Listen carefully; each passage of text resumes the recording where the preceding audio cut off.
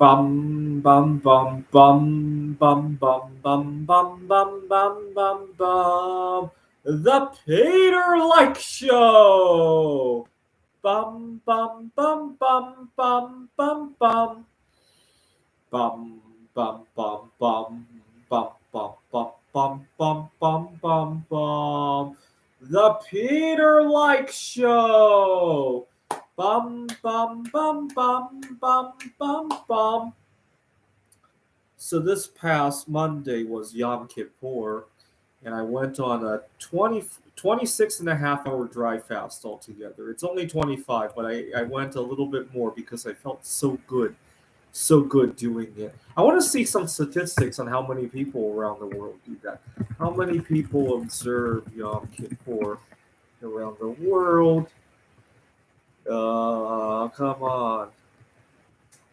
That's hard to find. We could probably find how many Jewish people, but there's probably more people than that who observe it in the world. Only 16 million. So, but the people who observe Yom Kippur is probably a little bit more than that, I would say. So, but the biggest benefit had nothing to do with spirituality or religion or. Let me give you an example. This week already, I noticed a lot of benefits already. I don't feel nearly as burnt out as I did a couple weeks ago. I mean, my workload has not changed all that much between 2 weeks ago and now, and I don't feel as burnt out. I have more energy and all that. And I also have a whole lot more patience with people. Yesterday, I was going to observe another professor. I teach at Phoenix College, and I was able to take in a lot more. And so, I'm always dealing with students who are pushy, right?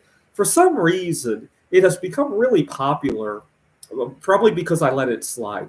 It's become really popular for my students to want to change exam dates and all that. All of a sudden, they got important stuff to do, family matters to attend to. And so I need to learn to put my foot down more. I love the students so much, but at the same time, I'm sacrificing so much to be able to proctor exams at off times, and I, I decided to start putting my foot down. Long story short, I was talking to a colleague of mine, and he says he wouldn't give up. His because what had happened was the exams in December. Some of my students want to take the exam after they come back from their winter vacation plans, and they want to take it like after Christmas and all that, which is kind of annoying. Not because I'm not worried about them cheating, or these are good students. What's really frustrating is that it might only be a 2 hour, 3 hour exam that I have to proctor. I'm not just committing 2 or 3 hours though. I'm committing to being in the Phoenix area during that day, which means that it splits my break time into half, in half, right? It's really hard to explain, but it's just really, really, really, really annoying. And my colleague was like, "Oh God, I would never do that for the students." And I love my students too much. I wish it wasn't. It didn't have to involve me sacrificing something, right? If it didn't, I'd be all for it, right? I think my students should go home to see their family or whatever the situation is, right? Even if it's just they want to stay home and binge watch something, I'd be all for it. I just wish it didn't have to come at a cost. Let's put it that way. It's just like at my previous job, I had a colleague who had childcare issues and asked me to donate my paid time off. What was really frustrating was that I didn't have a problem with the colleague taking care of her kids. Her kids sometimes show up. We were working remotely. Her kids sometimes show up on the Zoom camera, and I don't dislike them in any way.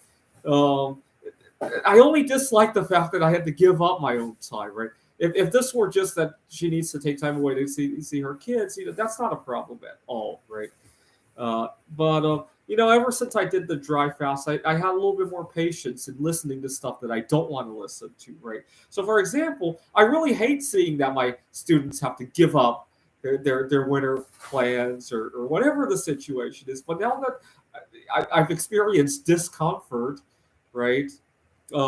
It puts the other discomforts like seeing my students unhappy about something in perspective to that, right? When I was starving and dehydrating and almost dying, and they put that into perspective. Now, I I really wanted to fast myself to death the other day because I haven't had a chance to take a vacation here on Earth, and I thought taking a vacation to heaven is not bad either. I really did think that. I love Mary Curry, and I was hoping that I would wake up and go see her and all that. And then I had a dream that she said, "Stay on Earth. You know, there's going to be another buying opportunity in silver, your favorite silver." And then I woke up, and sure enough, today a silver mining stock, the SILJ was what 830 something, and I bought a bunch more. And so that's all good. So, but I wasn't hoping to ask her for silver mining stocks. So I was at you remember my video the other day. I was asking her to please hook me up with one of her great granddaughters, and but she didn't like that concept. I was fortune telling about that, and I instantly drew a four. Anyway, so but it's good. It put everything in perspective. It kind of restarts my life, if you will. Especially if you fast yourself almost to death, it almost restarts your life. And so I plan to do this once a month from now on. I'll probably do another one on Mary Curry's birthday, uh, and one of her great granddaughters, of Evelina Falinta. I'll do another fast on her birthday as well, and we'll see.